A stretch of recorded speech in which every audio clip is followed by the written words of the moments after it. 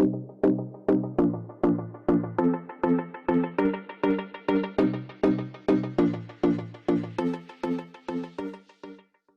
to Think Act Change, everyone. Thank you so much for joining me today for this really interesting and important conversation about the future of our food systems.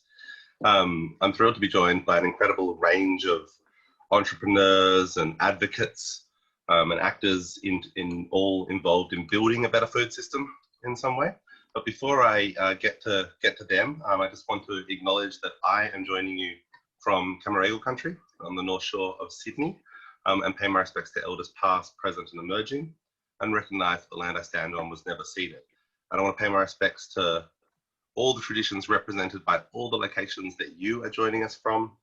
As well, as I look through the chat, you can see an incredible range of different people. Great to see a bunch of people from the traditional Think Act Change catchment, kind of inner Western Sydney, inner Eastern Sydney, middle of Sydney, but also great to see people joining us from many other locations as well, which is of course I think we'd have to say one of the positives that has come out of the challenges of this year is that we do have so many more opportunities to weave together conversations from different geographies and I guess share stories in new ways and hold these conversations in new ways. So it's an exciting kind of new era for Think Act Change.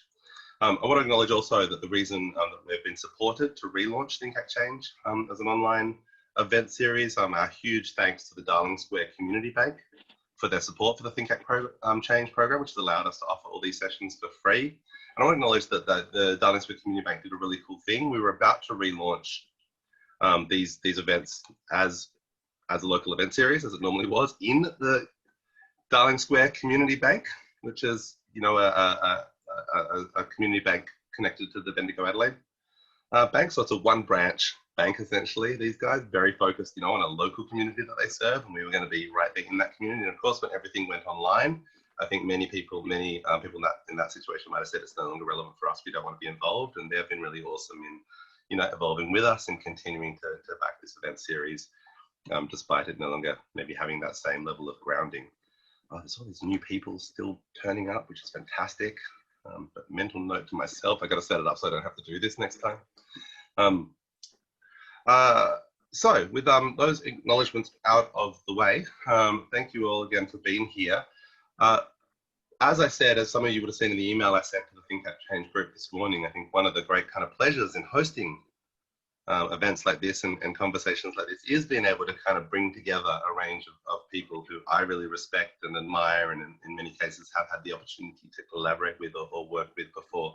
And so you're going to meet a bunch of those people over the next kind of 80 minutes. We're split slightly into two parts. We're going to have a couple of short talks initially from David Carter, the CEO of Austral Fisheries. We've recently been collaborating with David on the Seafood for Good Accelerator, which is helping close the trawler to table gap for sustainable seafood in Australia. Looking really forward to hearing his story about how he's kind of really transformed or focused Austral Fisheries around the sustainability challenge and helped transform them into the world's most sustainable fisheries operator. But before we meet David, want to put a spotlight on Tim from the Ocean Impact Organisation, who has also been a wonderful partner and supporter of the Seafood for Good Accelerator. And they are doing some really amazing work around trying to, helping foster and catalyze innovation around our oceans. And right now they have a specific opportunity which may be relevant to some of you who may have an idea in that area. So Tim, let me unmute you. I think I'm unmuted now, am I, mate? Oh, there you go. Yeah, you have control of that yourself, it turns out. Are you able to share your screen? I know you have a few slides to share with us, or do I have to do something to allow you to do that? Do I have to make you a host, or are you good? We're good. Yeah, sweet, great. Okay. Thank you, Tim. Thank you so much, and I'd like to acknowledge that I'm tuning in today from Guringai country on the northern beaches of Sydney, and pay my respects to elders past, present and emerging. So yeah, thank you for having me, Tom. I too remember the days of the real life Think Act Change gatherings, and look forward to a chance to meet and greet everyone physically but hey, we're making the best of the moment that we have. So yeah, I've got a new project. Some of you might remember my work previously from Take 3 for the Sea. I was one of the co-founders of Take 3 for the Sea and the CEO up until March this year. But in the background for the last 18 months or almost 2 years now, I was plotting my next maneuver, which is now real. It's the Ocean Impact Organisation. So my co-founder, Nick Chiarelli, and I have been planning how we could really, as Tom was saying, foster a new generation of entrepreneurs and oceanpreneurs and disruptors and big thinkers to channel the power of business for good to really create an abundant and sustainable ocean. So I thought I'd give you a little bit of a background into what it is that we're doing with Ocean Impact Organisation and shine a light on this new program that we're running at the moment, which is the Ocean Impact Pitch Fest 2020. So when we were sitting down to sort of plot out the branding and the narrative around why Ocean Impact Organisation is critically needed, we came back to this idea of this simple fact that we live on planet Ocean, and that it's almost arrogant and naive to go and call it planet Earth, because as we know, when you look at our beautiful spaceship from space, you see that it's all blue. And so some statistics here just to really hammer home that point beyond those that are on the screen now. If you were to compress all the gas in this atmosphere, which sustains our little pale blue marble, compress all those gases into liquid, they would represent only 1/500th of the liquid that is in the ocean. And if you were to take all that terrestrial land mass that is above the high tide mark to the top of Mount Everest, it's only 1/11th of the volume of liquid that is in the ocean. So it is planet Ocean. Whether we like it or not, you might want to try and contradict me, it is about the ocean. Now, obviously, we can look around our terrestrial planet and see the impact that we're making. But when it comes to the impact we're having on the ocean, it's out of sight, out of mind. It wasn't really, for my mind, until plastic pollution emerged as a critical issue in the last 5 years that humanity started to go, yeah, right, we can't just take everything we want from the ocean and give it back everything that we don't. The imbalance might start to affect us. So it's very much at the core of our messaging of Ocean Impact Organisation. So what are we? Well, we're an impact accelerator and a startup accelerator. So essentially we're looking for entrepreneurs and business leaders, anyone who's got an idea that uses good business to help to create an abundant and sustainable ocean. So we exist to help you. If I'm speaking your language, then you might want to go and dive a little bit deeper into what it is that we're doing. And if maybe you're thinking, oh, that sounds interesting, then go and check us out, because we really are on a bold journey to try and make a tangible improvement to the way we treat our beautiful planet. So we are focusing our light on startups. We're looking at how we can build an entire innovation ecosystem around startups, which can then start to spin out and eventually have an ability to advocate for the kind of changes that we want to see at a government, corporate level and with the world's biggest brand. So that's the model that we're taking. We're taking an approach of looking at 6 key themes. So ocean health is one of the dominant ones, because we know that the ocean suffers from pollution. We know it's suffering from ecosystem loss and species loss. So what can we be doing to try and improve ocean health? Transportation security is a huge one. 90% of the goods that we interact with on a daily basis have moved around our planet on ships. And of course, there's huge problems and concerns around maritime security. So can we look at decarbonising fleets, electrification of vehicles and vessels? Can we look at logistic solutions to try and reduce the impact that transportation currently has? Harvesting, which obviously we've got David Carter from Austral, and we'll be talking a lot about harvesting from the ocean and aquaculture today. Lots of opportunities for improvements there. Inspiration and leisure. How can we improve ocean literacy and get people to know and love the ocean? So that could be through sport or ecotourism or virtual reality. Lots of opportunities there. New frontiers is the big, bold ideas, large-scale seaweed farms, marine permaculture, incredible opportunities around underwater robotics, and of course, ocean energy. there is so much energy out there in the ocean just waiting to be harnessed if we can tackle the huge complications of a wild and turbulent sea. And as Tom was saying, we've just launched 3 weeks ago our first call for application. So if you know anyone who's working on businesses that might touch on any of those 6 themes, then let them know about the Ocean Impact Pitch Fest. Applications are open until the 5th of October 2020, and it's been presented by Bank Australia. We've got over 40 partners involved, including Austral Fisheries and Start Some Good, and an amazing range of B Corps and brilliant businesses that will be providing up to $160,000 worth of support for the 10 finalists, and the winner gets a $15,000 cash prize from Bank Australia. And you really are joining this ecosystem that we are creating, and we exist to help you guys succeed. So that's a little bit of a glimpse into Ocean Impact Organisation. In terms of the conversation today around the future of food, hopefully you've already seen an example there of just why it's so important. I'm just going to stop sharing my screen there, guys, so you can get back to seeing everybody else.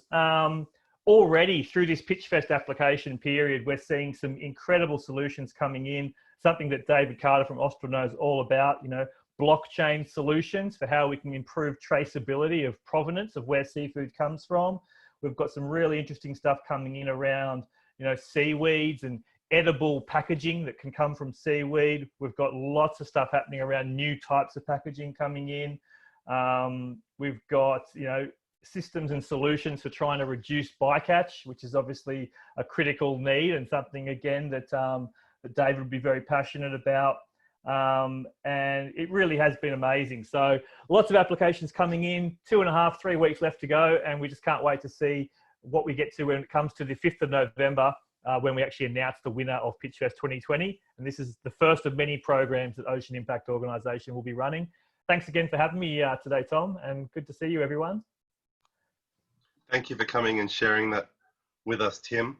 I think it's a great opportunity for many people, and congratulations on the launch of this program. I know it's something you've been working towards for a long time, and we're thrilled to be a partner, and definitely recommend that everyone check that out.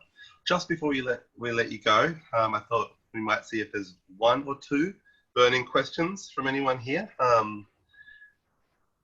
If anyone does have a question for Tim, could you please put it in the chat, and I'll pick just 1 or 2 of them maybe that we can quickly answer if anyone does want to clarify any part of Tim's journey, or make sure you direct it to everyone. Just give a little, why don't we give a little promo, Tom? So one of the things that we've been doing throughout the Pitch Fest application period is running Instagram live conversations, which then become an episode of the Ocean Impact podcast, which is one of the main communications channels that we've adopted at OIO.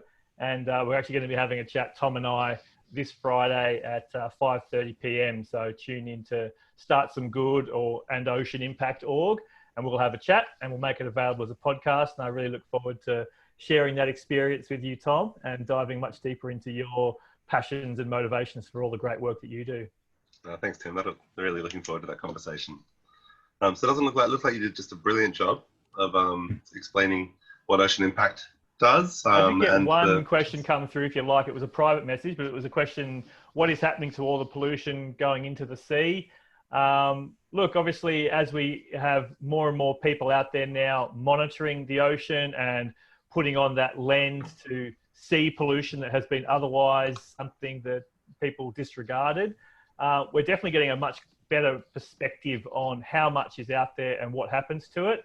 In terms of what really happens to it in the long term, essentially it goes through a degradation process. Petroleum-based plastics persist for a really long time. We speculate hundreds of years, maybe thousands of years, but as it starts to fragment, it'll turn into micro and nanoplastics, and eventually they become sort of fouled by life and they get denser and they start to sink. So the sort of speculation is that most of the plastic in the ocean will either sink immediately because it's denser than water, or over time fragment down, make its way through the marine food chain and end up on the bottom of the ocean. So that's why now we can send underwater subs down to the deepest trenches of the sea and find our man-made trash. So it's out there, still causes harm, but hopefully that helps to answer your question. Great. Thanks, Tim. Thanks for joining. Thanks so much for joining us today. Really appreciate it. Have a great And for session, all your everyone. support for Seafood for Good and everything else you do to make a difference. Cheers, guys. Thank you. So the next guest I've already teased, just the one, the only, David Carter from Austral Fisheries. It's been a genuine pleasure to work with David throughout most of this year on the Seafood for Good Accelerator, and to spend much of last year thinking about and designing. And maybe the year before that. And the year before that, again, well, that's true. People are, well, you know, these things evolve, and build a relationship. I had to joke when I was connected to David through one of our investors, and I thought I was being the CEO of a property company. I'd just been told Austral, and I don't know, I think there is a property company or development. It could be in the brick business, I think. Yeah. So it was only literally in the minutes before I got there that I discovered that he was actually in fishing, and had to completely reframe what we were talking about, and kind of slightly wondered what we did have to talk about. And it turned out we had a lot to talk about, because David's a really purposeful leader, really committed to the journey of figuring out how we can, you know, enjoy things like seafood in a way that is sustainable, and you know, really at the cutting edge of exploring what it takes to do that. And so really thrilled to have, you know, really pleased to have the opportunity to work with you this year, David, and thrilled to have you here at the event. And so would love to give you the floor now to share a little bit more about your story, and then David will join. Then I'll introduce the rest of the panel, and David will join that panel, and we'll have a wide-ranging conversation. Now, does that show a screen that you can see? Yep, that's perfect. Okay, cool. Okay, thanks for the glamorous intro. The slide deck you're about to see, we presented to the Seafood for Good Accelerator that Tom was alluding to earlier, and I see some of you poor bastards have already heard this before, so I'll keep it brief. What I want you to take away at the end of this is the thought that fishing company, relatively progressive, some important brands, purpose at the centre of the business, and a bigger mission around broad kind of cross-sector, like courageous partnerships and collaborations, and trying to move the dial. I won't bother with the video, Tom, but the business is in three primary parts. So we've got we've got prawn fishery in the north of Australia. In the subantarctic, we catch a couple of species in Australia's territories around Heard Island at the bottom of the Indian Ocean, and we have a small boat that works for some snapper out of Darwin. Vertically integrated, so we really do everything from negotiate the access to the fishery through running boats, engaging crews, all that goes with that, and then moving that product through to the final customers through global supply chains. So just a reference point here with the amount of fuel we burn a year, and we have a trading division, and the ownership's important insofar as we are 50% owned by the world's largest seafood company, Maruha Nichiro. I'll move fairly quickly through here. Property rights in fisheries is critical. That underpins and it really aligns, if you like, the self-interest of the business and the operator with the expectations of the community. This prawn fishery, you don't have to know a lot about that, but that's 11 boats. Back in 2012, it was certified to the Marine Stewardship Council for sustainability credentials. We operate in 2 seasons, a banana prawn season and a tiger prawn season. So we're out there working that fishery now. And this, in the Southern Ocean, we've got 3 boats. In fact, we've just added a 4th to the fleet, so we're in the process of changing that. That's primarily for the Patagonian toothfish, and a smaller species we catch is so-called mackerel icefish. It's a pretty tough gig. It came to prominence some years ago, nearly 20 years ago now, because of the illegal fishing. So a whole bunch of really interesting things drove our collaborations through there. We set up independent, we did a lot of work trying to shut down illegal fishing. We bullied governments and engaged with NGOs and really were quite courageous. But 20 years on, I'm immensely proud of the work that we've done that has seen illegal fishing in the Southern Ocean, at least, pretty much eliminated. And that was primarily possible. The last yard was primarily possible, again, through an extraordinary partnership, which is good, because be as close to man love as you could hope for with Sea Shepherd. So we've become foundation members of the Mutual Admiration Society. We've also just launched this boat. So this picture was taken yesterday. It's pretty special Norwegian build, the only vessel of its type in the Southern Hemisphere, with it being hybrid electric. So it's living our commitment to a low carbon future, and we finish that with purchasing offsets for the unabated emissions that we create. And we buy those offsets from a project in Western Australia, which is all about restoring broken, really marginal farm sheep and wheat country on the eastern WA wheat belt. The boat's absolutely gorgeous. Yeah, and it sort of embodies a lot of the elements that we find valuable. And again, I don't have to dwell on that. You just get a sense for where that's going. The collaborations that we've had in illegal fishing, as I said, have produced really a 20-year collection of partnerships. Most recently, the work with Sea Shepherd, and that was now 2015, 2016, when we had a brief cameo appearance on the water with a Sea Shepherd operation that at that stage had been in pursuit of one illegal fishing vessel for about 110 days.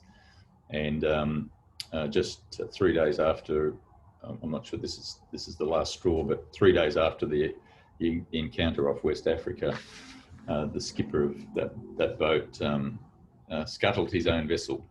So again, if you're interested, there's a fantastic link to a documentary that is amazing viewing. Fisheries issues, many-fold. So in wild fisheries, so you got a question? No. Fisheries, many issues in fisheries.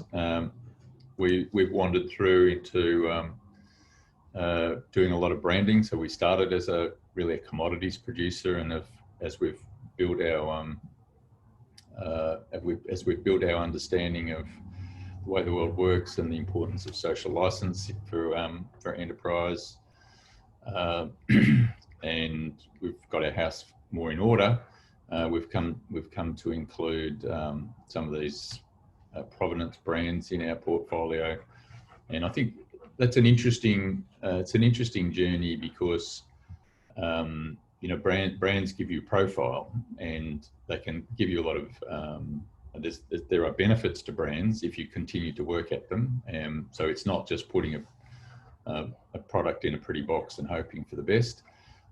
They do require constant attention, but I think more broadly at a corporate level, brandings do mean you've got to manage your risk carefully, and so the potential for, if you like, just I think I wouldn't use the word outrage, but the court of public opinion will quickly turn if you're not doing the right thing. So as a corporate leader, making sure that we have our house in order is very important.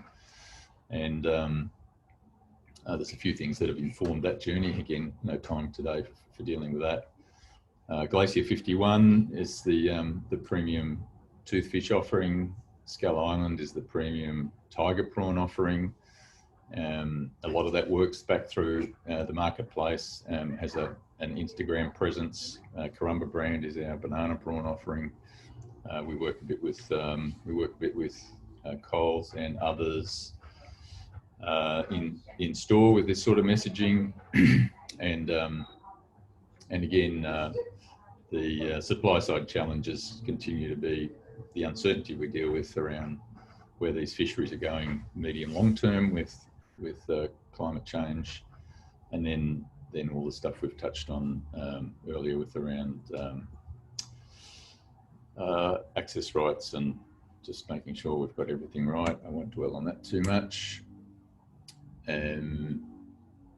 So at the end of the day, we're pretty proud of the brands. It's a way to drive further margins and tell stories, and it allows us to tell stories in a way that we think can make a difference, and it sort of also builds to this trust. So in this whole space around transparency and traceability, it's important that we have that trust in the supply chain. So we've jumped into offsetting all of our emissions, as I mentioned earlier. These sort of leadership players have meant we've got a whole bunch of respected relationships with NGOs. And it's opened up a whole range of other opportunities that have been otherwise unavailable to us. The most recent of those has been this point that Tom touched on earlier, which is our entree into the world of blockchain, and a partnership with WWF and Boston Consulting Group Digital Ventures.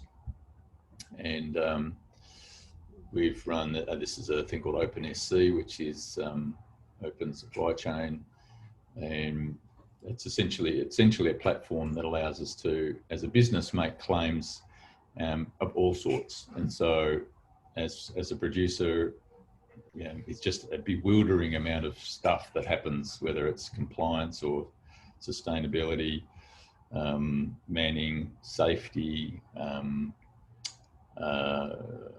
the sorts of things you're involved with, and each one of those, it could be animal welfare. In animal production, it's antimicrobial kind of work, or other additives, food safety, and the beat goes on. And so this allows us to make those claims, have them independently verified, and then and to share them. And the practical piece involves at a toothfish level, the individual fish from where it's caught right through the supply chain to this sort of point where you've got QR codes that allow consumers and end users to understand that journey. It takes you on this sort of voyage, which validates your the legal claim, the claim that we would make about it being lawfully fished. And so there's algorithms that run over the data that's publicly available.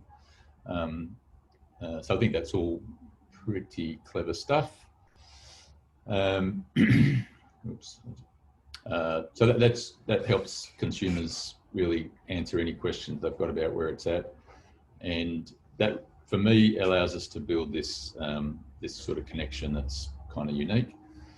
And then on the supply side, like at least on our side, we get to understand who's interested in what. And so the stats that we gather from the other end tell us where are these codes being scanned, by whom, what's the age group, what's their first language, and a whole bunch of, and how many times they're spending looking at what pages. So we can start to curate an experience for a consumer that gets a bit interesting.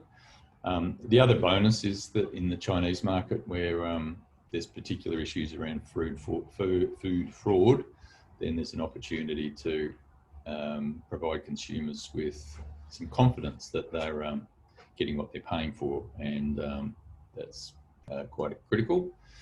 That's the summary of it. So essentially, it allows us to reduce some of the transactional friction in the back end of the business, but also to build real value through explaining just some of what we do that makes that piece of fish possible. If you like, perhaps to better justify, the full cost of that piece of fish on your plate, because I think a lot of food production does not reflect the full cost of biodiversity and climate that is the choices we make.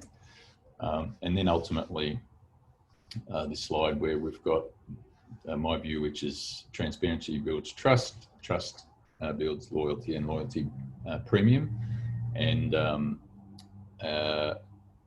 I think that premium piece is really important.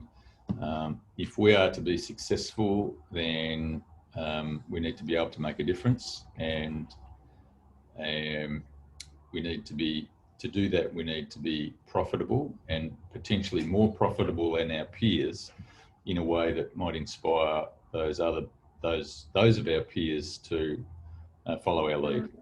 For without followers, there are not leaders.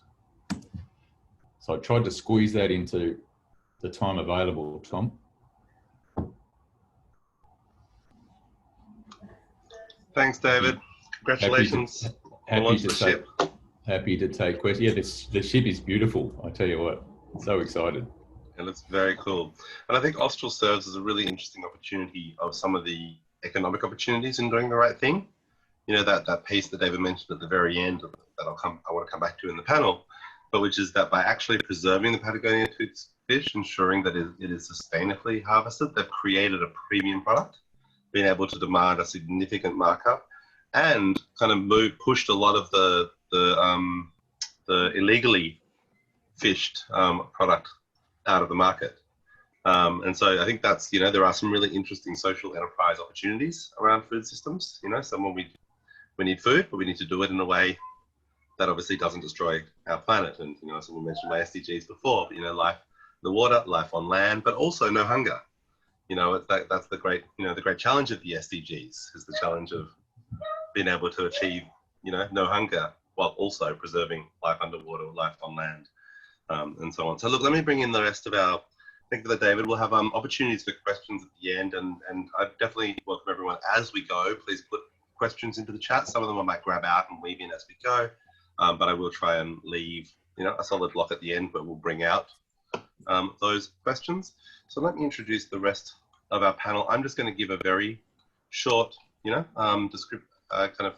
very, very short bio, and then invite you just to talk a little bit, to give a little bit more context about your work and your perspective on food systems. So perhaps what I'll bring in next is Erica Hughes, who we had the wonderful opportunity to meet and work with through the Seafood for Good accelerator that we collaborated with Austral on. Erica is the founder and CEO of a new food startup called Farmer Meets Foodie, and they are actually currently launching their kind of seafood delivery transparency trawler to table service or product in northern Queensland at the moment through a crowdfunding campaign on Start Some Good.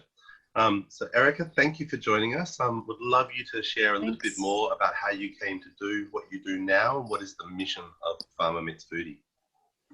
Thanks, Tom. It's great to be here. Thanks for the opportunity. I'd just like to acknowledge the Mullaridgee people whose country we're on today, and elders past, present and emerging.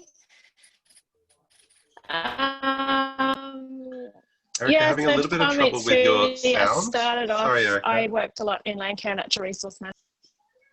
I don't know if it's just me at my end, but I'm having quite choppy with your sound. I was thinking maybe it might just be worth, now that we've all, hopefully everyone's seen Erica, but it might be worth cutting the video just so that we have better, sound. I think is more important. Cool. Yeah, that'd be great. I'll try that. Is that any better? Yeah, that's instantly better. Oh, great. Cool. So I came from a background in land care and natural resource management, working with a lot of producers and seeing all the things they're doing to care for the land and do things ethically with their country and their livestock, but not necessarily seeing that reflected in when their product gets to a market. And quite often it's just ends up with all the other produce and you don't really know as a customer how it's been produced or what care's gone into it. So we really wanted to start connecting people more directly to producers to help them get that story with their food. I guess we've gone then from that. We also have a small farm ourselves at Mount Molloy, and we're looking at what we might sell to our local restaurant strip down at Port Douglas, which is just about 40 minutes down the road. But realising there's a lot of turnover in the hospitality industry and not sure how we connect to those people. So seeing that online platform, and it's an easy way to do that. So we've got, a virtual marketplace now that we've got about 150 producers on there that upload their products and that you can buy directly from. So we're really passionate about helping producers to get a fair return for their product and allowing consumers to make informed choices.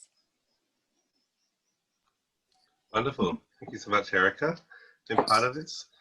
Next, I want to introduce Alana Mann, who's the Chief Investigator of Food Lab Sydney and the Associate Professor and Chair of Media and Communications at the University of Sydney. And I've been very proud to have been able to do some mentoring at Food Lab over the last couple of programs. I met some wonderful entrepreneurs just last weekend. So thank you for that opportunity, Alana, and for joining us. Would love for you to share a bit about, I guess, how you came to be focused on food systems, and I guess for those who are not aware of the backstory, maybe a little bit about kind of the Food Lab model, which I know started in Detroit, and why you decided to bring that to Sydney. Yep, certainly, Tom. And it's great to meet everybody. And I'd also like to acknowledge I'm talking to you from Gadigal land, just near the University of Sydney. And I'm representing Food Lab. Yes, I'm not alone, because Jamie Loveday is floating around the screen somewhere as well. And I'd like to thank Jamie, because Food Lab Sydney is a huge team effort, and he is very much the pumping heart of the entrepreneurship program, which is a really key element of Food Lab Sydney. So as Tom said, it's inspired by Food Lab Detroit, which is a food business incubator model. It's got a really different origin story from Food Lab Sydney.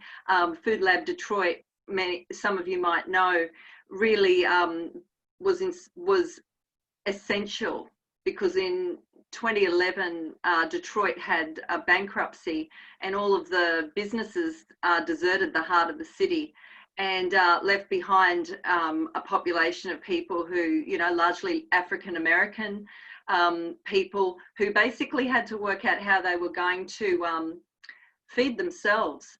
And these amazing, particularly large group of women started cooking out of their kitchens, and they have now developed or evolved the food business incubator into almost like it is an ecosystem of cooperative businesses that offers training and gives people basically a roadmap into starting their own food business. So when we met the fabulous Davida Davison, who's the exec director of Food Lab Detroit, and she came to Sydney, and we talked to her about how do we do this in Sydney. She said, it's actually not that different, because she said, even though you've got sort of the opposite problem, because in Detroit people vacated the city to the point where there were all these vacant lots, and they were able to really start urban agriculture as well. And so we've got instead the opposite problem, because we've got a housing affordability crisis. But she said to us that this gentrification that's happening in Sydney, especially in the heart of the Sydney, where our program is focused, is really quite similar to what happened in Detroit, because the more high end, if you like, elite and foodie establishments tend to push out local residents, and they're not very accessible to the local residents. So our idea with Food Lab Sydney is how do you get local people involved in training in hospitality, yes, but also then where do you give them the early startup training that helps them to overcome some of those barriers to starting a food business? Obviously, this has gone really pear-shaped with COVID, and interestingly, Jamie especially has responded with great vigor by putting everything online. So now we have this fantastic remote learning program. And what we're doing is working with our partners TAFE and the City of Sydney to basically get people, about 15 people twice a year over the 3 years of the project life through the program. And one of the really key elements of this is drawing on the fantastic work that's already being done in the system, and the really generous people like Tom, for example, mentioned the mentorship and coming in from the community. And Ankit, I hope he made it, but Ankit's been in to talk about his chutney business. We draw on, Jamie's collected an amazing array of talent who basically not only come in and present their ideas and their journey to our participants, but they actually also then give them guidance on getting work experience, and they also give them really specific advice, whether it's about financial stuff, it might be about how to manage the kitchen, it might be about how to actually overcome some of the licensing technicalities and things like that. So basically what we're trying to do is recognise assets in the community, overcome a lot of the stigma around food insecurity. Many of our participants are actually recent migrants, really diverse. I think we've got something like 12 different countries represented in the latest group of participants. And we really want them to be able to take their fantastic, rich food knowledge and culture out into the world, and also diversify the food economy, because people who know me might know I've got a bit of history of food research in food politics. I'm really passionate about food sovereignty, and my favourite thing about this project is it's a way to shake up the conventional food system and really provide some alternatives to the supermarkets, and also diversify the supply chain and make it more ethical. So I think that what we've heard from people so far really fits in with our objectives. And if we can link up suppliers into our organisation, that will be amazing. So I'll leave it there, but thanks so much for the invitation to talk, Tom. Thanks so much, Alana. And so, yeah, I've left Ankit till last because he has been dropping in and out kind of on a 5-minute cycle, it seems. Ankit, are you there at the moment? I can't actually see you, and I fear we might have lost him. Can you see me now? Oh yeah, there you are. There No you wonder go. I couldn't find your name from the list. That's Thanks for just the joining name us. of my phone. Yeah, no, thank Oh, you. yee. Don't bother. So let me just do just a very brief intro. I'm thrilled to be joined by Ankit Chopra, who's the co-founder and, as his business card says, unruly son of Eat Me Chutney, which he co-founded with his mother. And I always mention this when Ankit speaks to one of them, but they're genuinely my mother's favourite social enterprise. She's so charmed by this whole mother and son team. Have met them at their local markets here in the North Sydney, Baberton area. And I first met Ankit when he was much earlier, earlier on, some years ago, when he came through the Dream Starter program that we run with ING, which supports early stage social enterprises to raise funds and to launch or step up their activities. And so, Ankit, could you please share a little bit more, I guess, about the Eat Me Chutney story and what inspired you to kind of make the shift into, kind of impact-focused food? Yeah, cool. Thanks, Tom. Before I start, I'd like to acknowledge and respect the elders past and the talent emerging. Yeah, look, the chutney story, maybe I can actually talk about that, or I can actually just talk about what it's like to run a business with mum, but maybe that's a different meetup group, I suppose. I feel like that should be, completely its own event at some point, is like working with family or something. Oh, totally. And we probably need to have a half-day workshop for it. But look. A 10-week course. If anyone's interested in this, drop us a line. Me and Ankit will work something out. Sounds good. Hey, with Eat Me Chutneys, how did we go about the impact? And maybe before that, I don't think we actually have a founding date. I don't think we actually sat down and kind of said, all right, let's start a chutney company, or in fact, let's start a company. It was more with mum had a recipe that was passed down to her, and it was more for her to take to the markets and just have a bit of fun at the weekend markets, really. But I think when you start, it's, you know, a few kilos of sugar from here and there. But as you kind of grow to maybe a sack of sugar of 25 kilos, something just kind of kicked in. And I think it was more the curiosity. So quite curiosity led. And it was more like, well, where are some of these things coming from? So that was kind of how it started. And as we got more curious, rather mum and dad, because they were at the markets, I was still in London trying to set up a bakery business, but this one kind of worked out nicely. And so I decided to join them. And in that kind of exploratory phase, we were just wanting to find out where things are coming from. And, you know, you get some answers, you won't get other answers. And, you know, it'll be amazing, like Austral Fisheries, to have a QR code on everything, and you scan and you know exactly where it's coming from. But that's not exactly the case when you go to Coles, Woolies, or even your local spice shop, right? So I think in that process, it was just going back and back to see where things are coming from. And half the time people would know and they won't share. And the other time they just probably wouldn't know or couldn't care less. So just went from that, and gradually when we're at the markets, it was a bunch of produce that we'd go and buy to make the chutneys, but there's other stuff that would get left behind or tossed out, or, you know, just oddly shaped. And so it's just been a bunch of kind of curious points that got together, and now we make chutneys. And I hope everyone knows what a chutney is, because we came to the markets and a lot of people are like, so what is a chutney? Well, it's a bit like jam, but more fun, I think, or at least that's what I'm going to say anyway. So yeah, so it's kind of just been through that, and through that process, just like Start Some Good, Eat Me Chutneys are certified B Corp as well, and it's just been a fun little phase through that. So, but perhaps to kind of touch on the other point of the impact, I think the impact was more just curiosity, really, and kind of just made its way into the business without kind of, let's sit down and now we're $100 million business. What good can we do? It's kind of just happened that way all along. So yeah.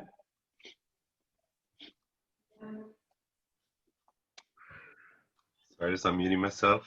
Thank you, Ankit. That's great. I don't know if you actually, I think we both actually failed to mention your impact, which is a big part of that is rescuing food that would otherwise be thrown out. Things like, you know, ugly fruit doesn't really matter if you're going to smash it up into a chutney anyway. Is that the main way you think about, you know, that your impact is created through that sustainability circular economy lens? Yeah, no, absolutely. I think what's happened is that there's been so many different points to it. You know, as we were kind of sourcing the sugar, we sourced fair trade sugar, and so that was our first point. So that's obviously a big part of the impact, so to speak, as well. And then when we go to the markets, you know, we'd buy good-looking tomatoes, but going to the farms and just meeting the farmers and all this other stuff that's there as well that hasn't been purchased at the markets, or it's just, you know, they've had a really good yield. So we'd end up buying all of those things. And then our first employee was from the Sydney Asylum Seeker Centre as well. So I think it's multiple points, and we kind of bring all of them in. But no, thanks for that, Tom. Exactly spot on. Cool, thank you guys. It's such a I love the blend on this panel, which is, I guess, two kind of food, you know, kind of, I guess, a food production company, a resource production company, I guess, somewhat, you know, obviously slightly different in terms of Austral, a kind of connective company and platform connecting producers and consumers, and then a kind of, you know, researcher intermediary advocate in Alana, which is a great range of perspectives. So I wanted to, you mentioned, Alana, you know, one of the real missions of Food Lab is to help people overcome, you know, some of the challenges of starting food business, and I guess particularly food businesses that are designed to do better, to create a more just, equitable, sustainable food system. I'd love to kind of start there, and maybe if you could just talk about, having seen, you know, a couple of cohorts now and through your research, what are some of those key barriers? And then I'd love to hear from you, Erica and Ankit, initially as two founders, as to, I guess, what you've experienced in relation, whether that kind of, I guess, syncs with your experience. Great, yeah, be a pleasure. Yeah, when it comes to our cohorts, as I mentioned, they're extremely diverse, and I know I've been really very surprised by the amount of innovation that's already happening, and especially some of the energy in the peer-to-peer relationships within the groups as well. And I think that what's really clear when you talk about you know, the large scale transformations in the food systems that we really need, you actually start to understand how it really has a lot to do with the grassroots. It obviously has a lot to do with giving people agency. And so I feel like, you know, when we talk to people about what sort of business they want to do in the course, and I'm, you know, again, Jamie's welcome to jump in and correct me where I slip up. But we've been focusing on getting them to think in terms of a good food business. Now that's a concept that we borrow from Food Lab Detroit. But really what it is, it's about having a sort of set of principles around the sort of food business you want. And it's very hard, obviously, to start a food business. Like, I take my hat off to people like Anka and so many of the people here probably who have actually done that, because we know how many businesses fail, and especially how hard it is in food when there's this corporate concentration and also so much money in, you know, for example, chain restaurants, etc. So the idea of a good food business, we don't expect everybody to be able to focus on every element of what a good food business is, but it could be your particular focus might be a social enterprise, for example. So I've got so many great examples of that. We work really closely with organisations like Too Good, for example. We've had a number of participants actually who've gone through the Too Good work program. So that organisation not only trains people in the kitchen, but it actually is a very, very successful business providing meals to corporates, and it matches each one of those meals with an equivalent meal for a survivor, domestic violence survivor. So, you know, having a business concept like that, that's a very clear social justice objective. That also takes a lot of time to develop. So we acknowledge, and Jamie is really great at talking to our participants about this, it's a scaffold. You know, you need to think about so many things. You need to think about sustainability. So, you know, you need to think about where you're sourcing your produce or where you're sourcing your seafood, as we just heard about. And you also need to think, obviously, about health. You know, this is the other aspect of a good food business, one that actually focuses on healthy food rather than ultra processed food. And, you know, what's your point of difference? And then we've got the really important element of a good food business is something that's true to yourself. So it's something that's really culturally appropriate, something that feeds your soul, feeds the soul of your family, and also, of course, gives a living wage to the people who work in your business. So it's such a complex thing. But I find that when we're in the groups, in Food Lab Sydney, people really start thinking about their own individual position, and it doesn't take long for people to join the dots. And so I think that a big part of our challenge is actually communicating what's wrong with the food system, and the fact that we actually can change it as agents, but we can change it much more quickly if we do it collectively. Does that sort of answer your question? It does. I think that's a great tee up. I'd love to invite Anka or Erica, who having been recently or currently in the process of launching businesses and good businesses in the food space, which, you know, I'd love to hear from you, which of that most resonated with you, or if there's something that was different about your experience. We'd love to hear that also. Erica, have we got you at the moment? Should we grab you while we've got you online? Yeah, let's get you where you've been coming. I lost internet there a bit, so I missed some of Alana's talk.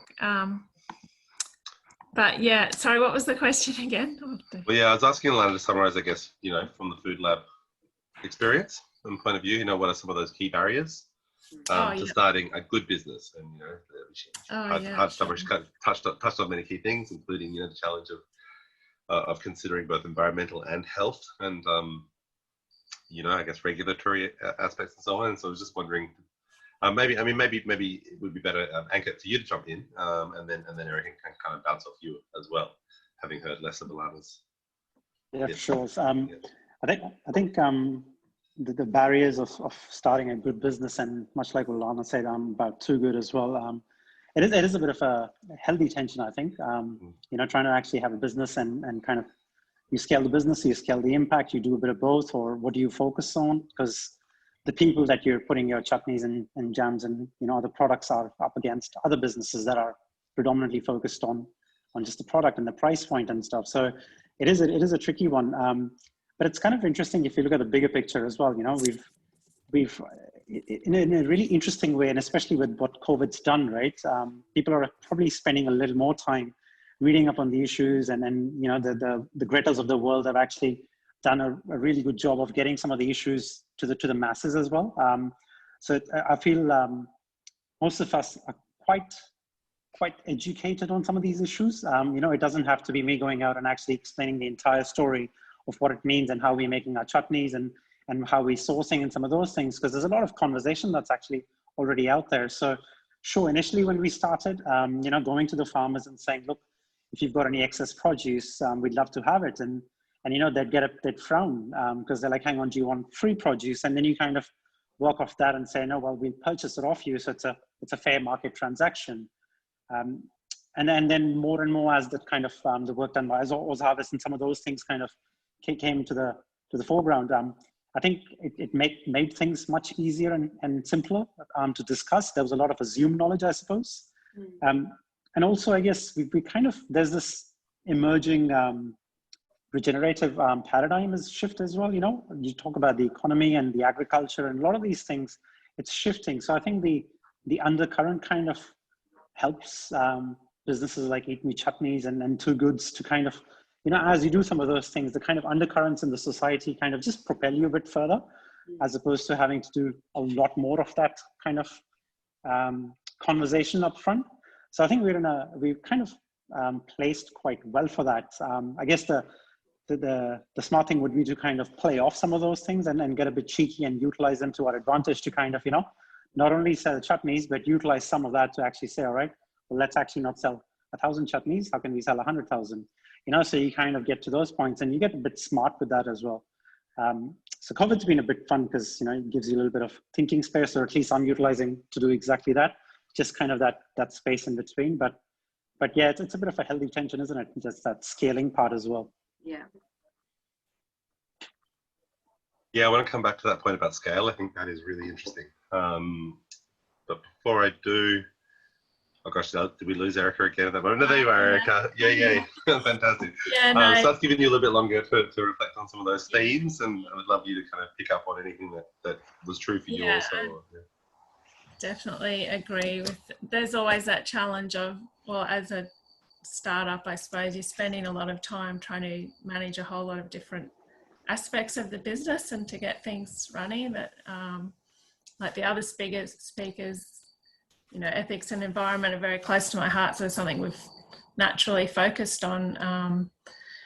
But our platform, we've had a lot of the producers that have joined are very, you know, are doing things a bit differently, doing biodynamics or pesticide free or in transition type producers.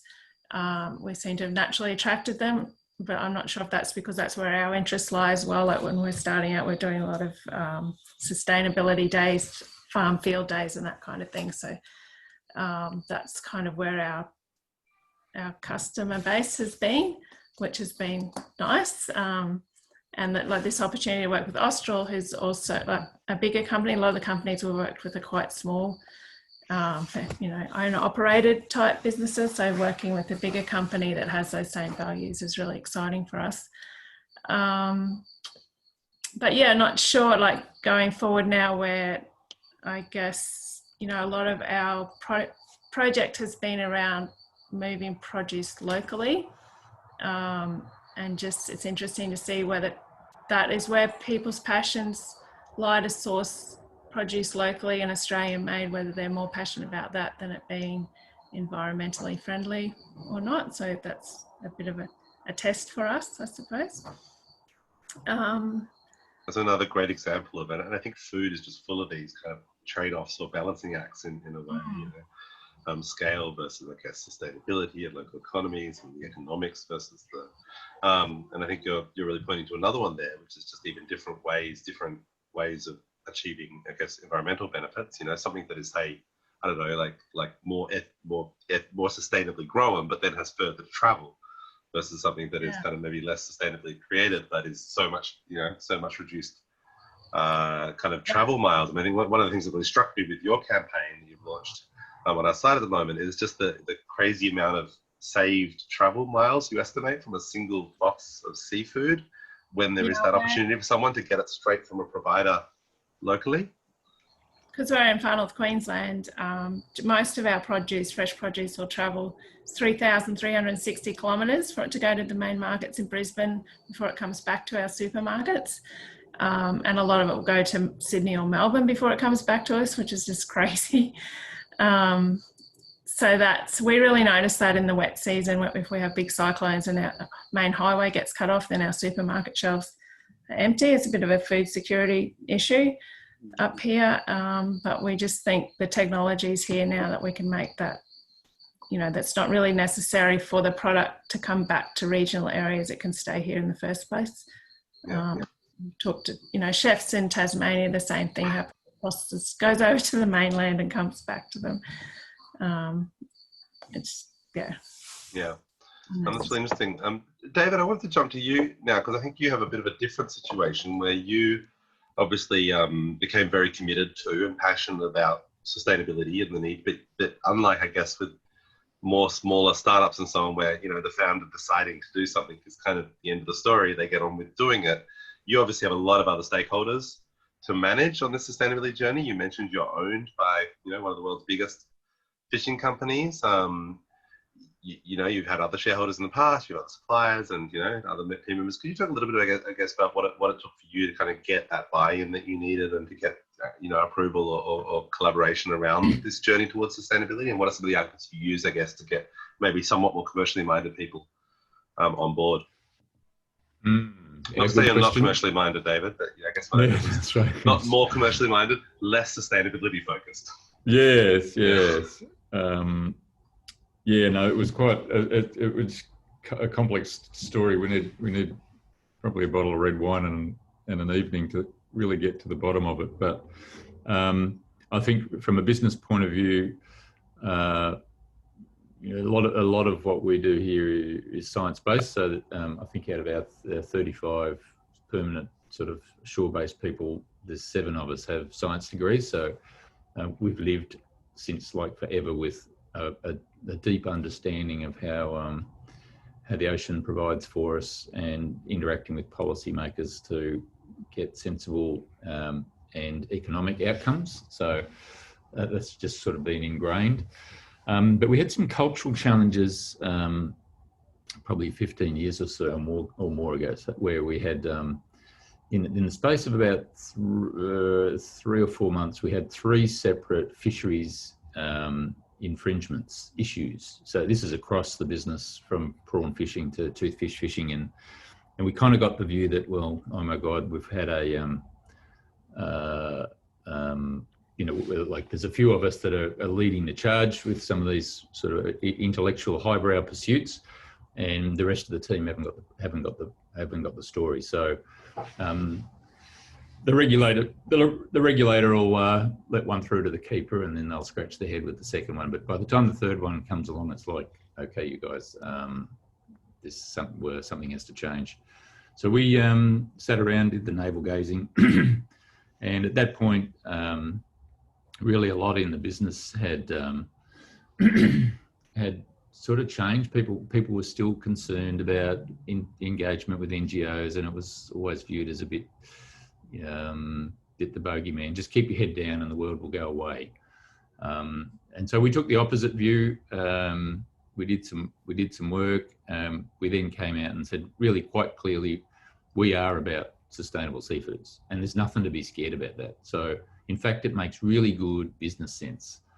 So if we have title to that fishery, and we already know what we need, well, we make a commitment to knowing how that fishery is working and how we interact with the environment more broadly for the long term, then we have nothing to fear. In fact, all those greenies who we thought were the enemy, they're actually partners. And so we kicked off changed the branding. The tagline was sustainable seafood.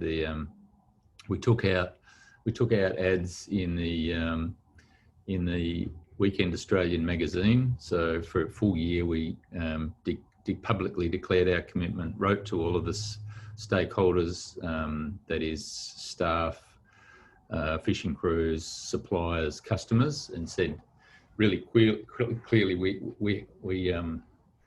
the equivalent of a coming out ceremony, I suppose, but that was sort of the beginning, and it sort of went on from there. And so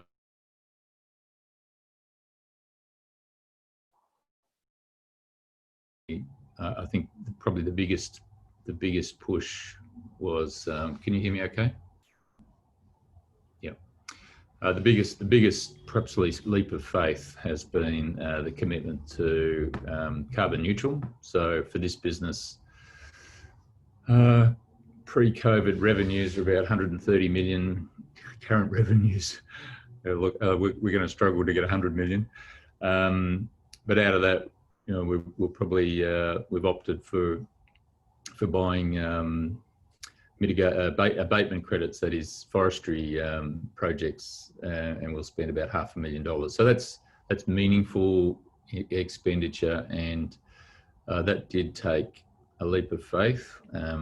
It also involved me as long-serving CEO having a bit of a tantrum, but but just being really clear about what we thought was the need and the opportunity. So I've probably talked too much. No, not at all. Thank you for that. It's great. It's a great story. Every time I've gotten to hear it, and I do recommend that everyone check out the documentary that David mentioned earlier, and a little bit more background. There's some really fascinating elements to this story that, you know, we haven't been able to dive into tonight. But, you know, their partnership, their deep partnership with Sea Shepherd is kind of one of those amazing, slightly counterintuitive, I guess, feeling alliances, until you think about it a little bit more deeply and realize that actually, you know, who's more committed to not having us completely destroy and overfish our fisheries than, you know, environmentalists and businesses that rely on the long-term sustainability and viability of those fisheries. And it's a great example, I think, of where we can find those deeper connections and those deeper alliances. And I think another place you see that a lot right now, perhaps, is, you know, the rise of, you know, the farmers increasingly playing a role in climate advocacy and so on. And I think kind of, you know, when I was at uni, farmers were, I don't know, I think, but just as a uni student, we thought they were just conservative on everything, and kind of standing in the way of many things. But now, of course, you know, who else is committed to not seeing radical changes that destroy their livelihoods and farmers and so on. So I think there's, you know, there's a great example in that, a great story in that. That is worth looking into. We'll probably only take another, you know, kind of 8 to 15 minutes, depending on you know, questions and how people feel. I'd welcome any questions from those of you who are here. I have a couple that have come in already that I wanted to share. One that I think is a really good one that I'd open up to anyone is, apart from just being conscious consumers ourselves, trying to buy the right products, what else can we do to try and actually kind of transform our food systems, I guess, beyond just our individual ability to influence as an individual consumer? Does anyone want to have a go at that one? Alana, could I throw to you? If no one else wants to go first, were you winding up there, David? I heard someone take a breath. No, I'm still here. No. I'm happy to have a stab. Cool. So give me the question again, Tom. Just what else can we do? You know, we kind of know, you know, the obvious first step, I guess, is, you know, be really mindful about what you buy. And the question is, what's the second step, I guess? What else can we do to try and make this pretty big picture transformation?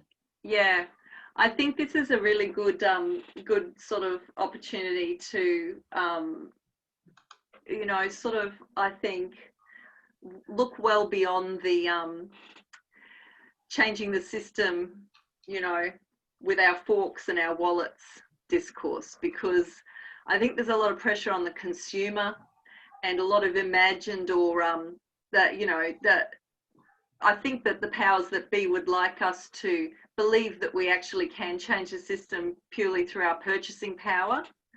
But I actually think that we really need to call governments to account, call big corporations to account with our food systems, we actually need to certainly focus on the resilience of our local food supply chains, because if COVID's showed us anything, it's showed us that we live in a globalized food system with very fragile and long global supply chains.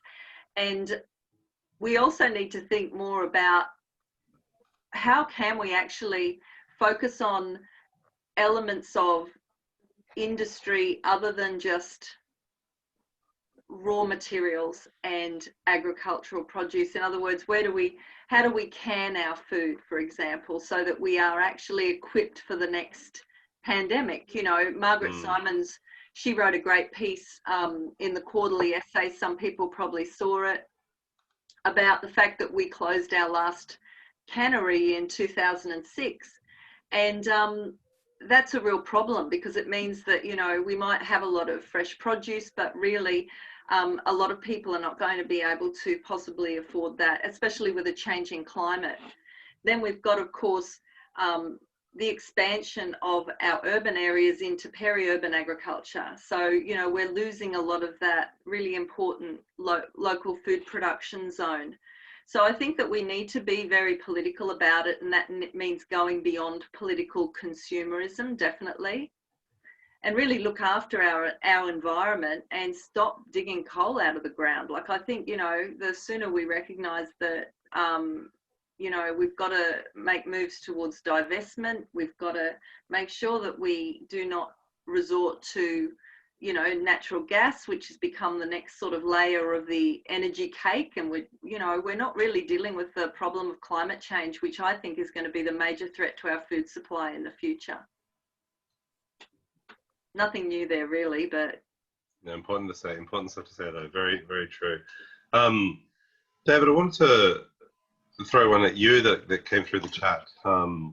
Not shared with everyone, but perhaps, I don't want to say skeptical, but, you know, a question around whether really wild harvesting can be sustainable with the size of the population and, you know, the pressures that we have, or whether inevitably at some point things are going to have to be farmed, grown in labs, etc. So, you know, as someone involved in that, could you speak to what is the future, I guess, of actual kind of wild harvesting and resource management in a growing population planet? Yeah, I think I'm sure it can be done. I think, as Tim said, there's something like 3 billion humans rely on seafood for livelihood, either direct or indirect. Certainly the science around sustainability is pretty well developed, so we understand what's going on. And if you look at the key elements of, say, Marine Stewardship Council certification, then that turns firstly on a thorough understanding of the target species, secondly an understanding on the ecosystem impact that the fishing operation has, and thirdly on the governance arrangements that tie all that together and make it responsive. Now, what will happen as climates change, and we're seeing this already in fisheries, is those response mechanisms needing to take account of the new reality in these systems. And I think it's also useful, and I'm hearing myself saying this, but I could hear why an observer would take a cynical view. But if we look at sort of rational wild harvest fisheries production, then and we contrast that with a lot of terrestrial production, then we see it's actually pretty effective. So we're not like broadacre agriculture, where we've basically created a at-scale monoculture managed by herbicides and pesticides. We are still the last of the hunter-gatherers. We're operating in fully operating, functioning natural marine ecosystems. We're doing that without antibiotics. We're doing it without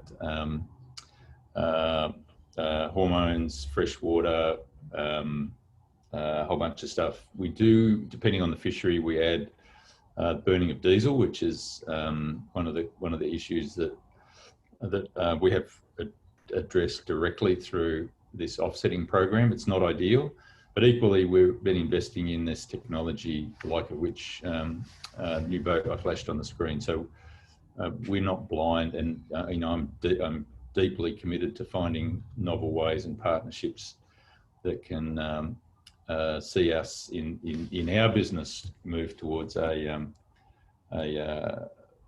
low carbon, zero carbon future. So there's a bunch of stuff going on there, and I'm happy to talk further about that. But I think this is still a constant conversation. Having been in the workforce 42 years, I cast back interestingly and would remind us that these things change. The expectations of the community and the framing's different. When I started work, doctors were endorsing cigarette brands, and Australia had just shot its last whale. So this is an evolving conversation. Social license is a conversation, almost a daily negotiation that preserves our access to the things we do. Mm. Can I Thanks, add? David. Yes, please, Erica. Just wanted, if people are going to make choices like vote with their wallets kind of thing, to really look as far as they can into how the food's being produced or harvested. A lot of decisions are made on a small amount of information. So, and producers have a responsibility too to provide that information and that transparency of how they're growing or harvesting the food. If you're choosing wild caught or you're choosing farmed over wild caught, what are those fish being fed? Where is that food coming from? How is it harvested or produced? If you're choosing fair trade coffee, is there Australian, I know Australian grown coffee, like coffee growers in Australia, they can't get fair trade labelling on their coffee, even though they pay all their workers a full, Australian wage, that kind of thing. Mm.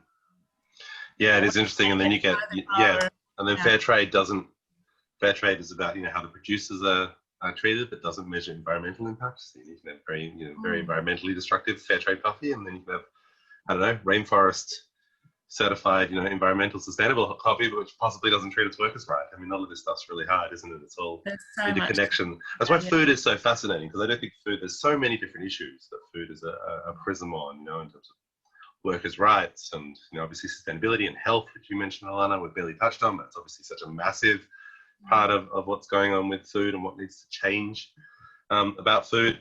So we're basically out of time, though, and I just wanted to finish. I thought a great place to finish was I'd like to hear from kind of Erica and Ankit, I think, as the kind of startups in the space, just how you think about, I guess, your role as an entrepreneur in the food system. In some ways, the inverse of that conversation, of that question we got before, of like kind of what else is there beyond being just a conscious consumer? Do you think of, and possibly not, but what's the role that you think of for a kind of good food company beyond just providing good food, in terms of working towards those bigger transformations? Yeah, how do you think you fit into that? Providing that story, or assisting those businesses to provide their story, and a platform for them to share what they are doing differently, or, how they're doing things, and making that available to the customer, which will hopefully create better transparency and better options. Okay. And Ankit? I think, like Alana mentioned before, there's too much pressure on the consumers nowadays. Even when I actually go in and buy canned tomatoes or whatever it is, I'm trying to read labels as much as I can, but there's just too much. It'll be quite nice if you walk into a supermarket and just everything's done sensibly, within reason.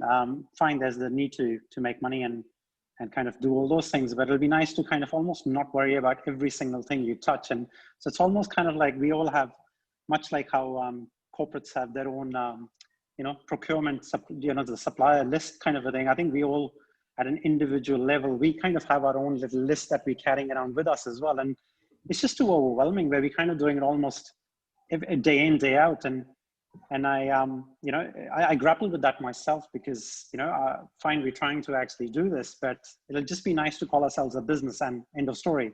We don't have to qualify it, or rather we shouldn't, in an ideal, we'll have to qualify it with, fair wages and B corporations and all these fair trade certifications. It's just, that's how business should be run. So I find that quite tricky, a bit too much at times. Yeah, And this is why I think the only real solution, if I may editorialize from my minute here at the tail end of the panel, is, you know, true cost economics, is that things need to cost what they really cost. And I think that's because then that would unify all these different concerns into price as the core signal. And I would say, you know, like I respect individual choice. And if you really want to, you know, for personal, cultural reasons, whatever, like let's say you want to, you know, you want to eat at McDonald's, it reminds you of your childhood, that's fine. You should just pay, it should just cost $30 for a meal. And you want to drive a gas car because you just love those old, you know, muscle cars or whatever, that's fine. But you just, it's going to cost $500 to drive to Brisbane. And you can decide if that's worth it for you. Definitely wouldn't be worth it for me, wouldn't be worth it for most people. And if that's worth it for you, that's okay, just so long as it kind of then, you know, pays for repairing the damage. And I just think that's ultimately, you know, and it starts by putting a cost on carbon and other pollutants, as you were touching on, Alana. And that's what I think is so inspiring, though, about businesses like yours, David, and Anchor and Erica and everyone in the social enterprise world, because I think they're already building towards that future. Even when that price structure is not in place, already kind of measuring your negative externalities, consciously investing in reducing them. The sadness is just at the moment you pay a premium for the sustainable product, and you should pay a premium for the unsustainable. Is ultimately where we should get to. So we have to wrap it there because I know it's kind of, you know, I want to really finish within the agreed kind of meeting time, because I know it's a tricky time of evening for some of you. I've been hearing the kids go bonkers outside my home office door and feeling that call to check in on how my wife's handling them. She's doing a great job, no doubt, but I owe her a little bit of attention and them a bit of attention soon. So I just wanted to say thank you all again for coming. Thank you so much for all our speakers and guests and taking some time out of their evenings to share their story with us. Thank you to our partner for their, you know, ongoing support for this program, the Darling Square Community Bank. I want to acknowledge that Raymond, who's the leader there, I think you're still here, Raymond. Yes, he's still here. He joined us a little bit later after the start, but thank you for joining us, Raymond, and for your support for this program.